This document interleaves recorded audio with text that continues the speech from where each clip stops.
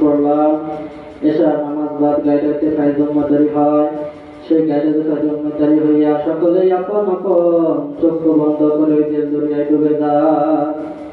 যে জেল আল্লাহ পাকের মহামেদের সমুদ্র, যে জেলের কুল নাই, কিনার নাই, সীমান্তর অন্তর নাই, আপন আপন মাসুকের তালাশের জন্ম সেই জেল দরিয়ায় ডুবে যায়।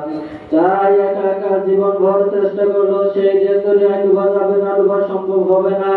ওই জেল দরিয়ায় ডুবার জন্য কামেল মোকামেল হলে আল্লাহ রাসূল হইতে হবে। তাই আমার মহান মুর্শিদ খাজা বাবা, খাজা ডাক্তার আমির ফায়সাল মাদ্রাজিরুল আলী মীর কাবলা জানের কদম মোবারক ওসিলা লইয়া তিনার পাকের সাথে আপন আপন নবাবের ওসিলা করেন। তিনার কাছে খাস দয়া ভিক্ষা লইয়া সেই ধ্যানে ধ্যানে খেলে খেলে চলে যান আমাদের মহাবঙ্গ সেতু মীর কাবলা জান। ওই একটি কাল জমিন থেকে এই আমাদের বাংলাদেশের মুরিদের দিকে তাকায়া থাকেন, তিনার পাকের সাথে আপন আপন নবাবের ওসিলা করেন। তিনার ওসিলা লইয়া সেই ধ্যানে ধ্যানে খেলে খেলে চলে যান আখের ইমাম ধর্মের তলোয়ার খাজা বাবা শাহ শম্ভুগঞ্জ রহমাতুল্লাহি আলাইহি। ওই লালকুটি পাক দরবার শরীফে যাই আমাদের শরীফের দক্ষিণ চৌকাঠে হামাগুড়ি হাসি দিয়ে বসে বলবো দয়াল বাবা যান, আমরা আপনার পাক আল্লাহর রাসূলুল্লাহ আপনার কদম মোবারকে হাজির হয়ে গেছি।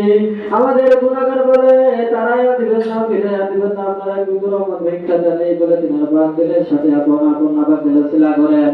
তিনার ওসিলা লইয়া সেই ধ্যানে ধ্যানে খেলে খেলে চলে যান এই বিশ্বের শান্তির মন্দির গাউসুল আজম হযরত খাজা বাবা মেহেরপুরি।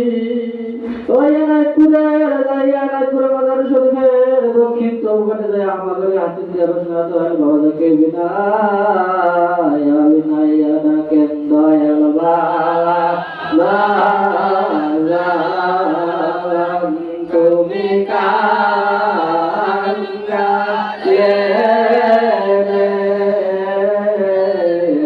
চরণ করো জান দয়াল বাবা